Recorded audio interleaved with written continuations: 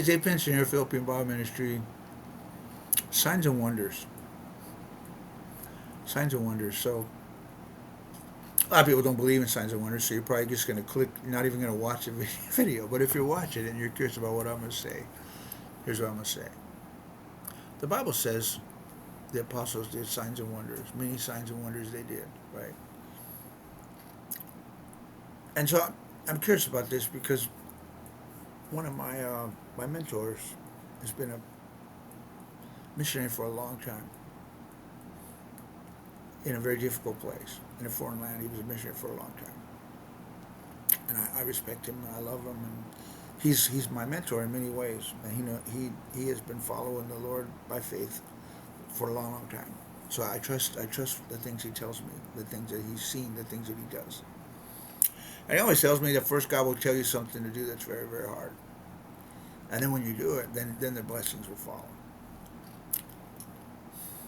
And he also tells me that if you're a missionary and you go into the missionary field and you're obeying God, then signs and wonders will follow you.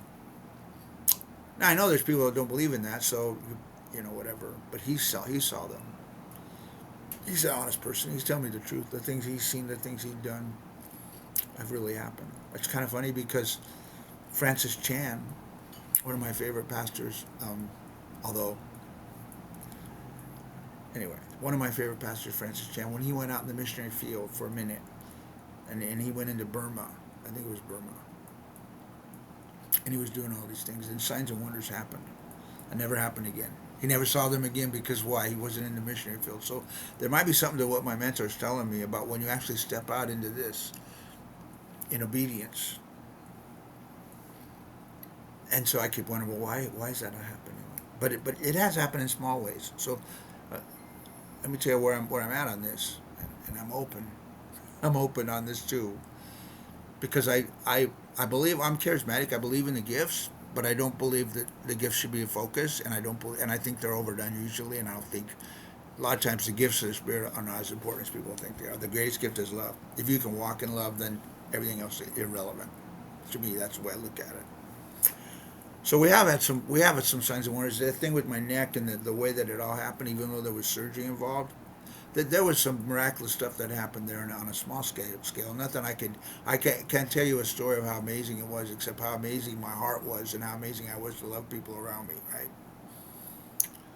Other than that, it was kind of amazing that but the one accident I had where I ran into somebody on a motorcycle turned out to be a family member that loved us in Jesus, and that was a little bit of a. So I've had small miracles here and there, right? But then I was reading again through the book of Revelations this morning. My favorite chapters of Revelations are chapter 2 and 3, and I think chapter 21 and 22. The beginning and the end of the book, the rest of the part, we don't want to talk about that right now. We'll talk about it someday maybe. Um, but when it says, it's talking about the churches, letters to the churches, those are real churches. Some people want to say, well, those are different dispensations, and it doesn't say that. Maybe they fit a little bit, but it's also a big broad stroke, and not all the churches were doing what you say they were doing in those dispensations. But they were actually letters to actual churches that he actually wrote to the churches because God told him to write them to the churches. The angel of the church is a messenger.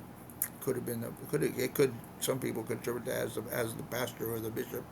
Other people could just say that their spirits watching over congregations. But those were actual letters to actual churches that actually existed, and I think one of them might still exist. But every single one says, except for one, two, it says to he who overcomes. One of them, the church that experienced the persecution, they don't have any. It says they will overcome. So, but it just promises you will overcome. And another one, the church of that's still in faith and walking. I feel Philadelphia, I think, the one that's walking in faith, they don't have to overcome because he goes, you guys are good to go. But all the other churches have something. I have this against you. I have that against you.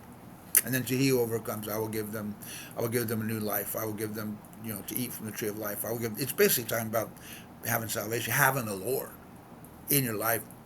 One of them says power over the world, power over the nations. So power over the devil is what it means. Power over the nation, power over the peoples, power over the prince of the air, the prince of this world, and all that. We'll get into that some other time. Actually, want to do a video on that too, another one.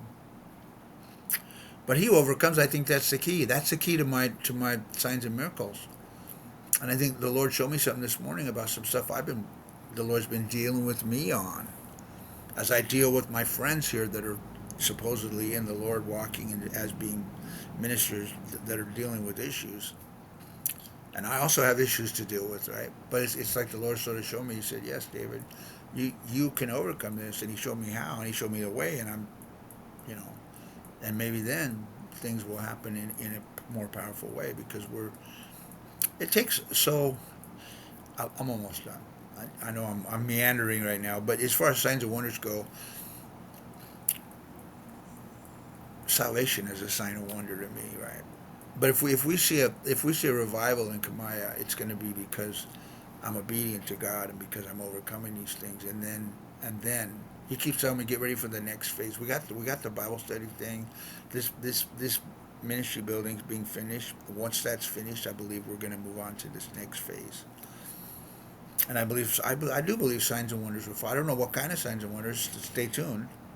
And we are not about that. We are not one of those name it and claim it, blab it and grab it, watch the miracles. We're not one of those crazy people. If I was, I'd probably have 50,000 followers to be a millionaire. God doesn't want me to do that. I don't want to do that. I don't believe He wants anybody to do that. I believe most people that are doing that stuff, they have 50, 100,000 viewers and miracles and all that. Most of those people are fake the day is long, and they're all about the money, and the truth comes out about them later. Anyway, that's another issue. But yeah, I do believe in signs and wonders, and I don't know what they are. I don't know how great they have to be. My salvation was an amazing sign and wonder. My neck, what happened to my neck was amazing. The way the surgery was so amazingly clean, and the ministry that came out of that was a sign of wonder. So I'm gonna be obedient to the Lord, and I'm gonna wait for the blessing to pour out. So pray for that. God bless you guys. Ta ta for now.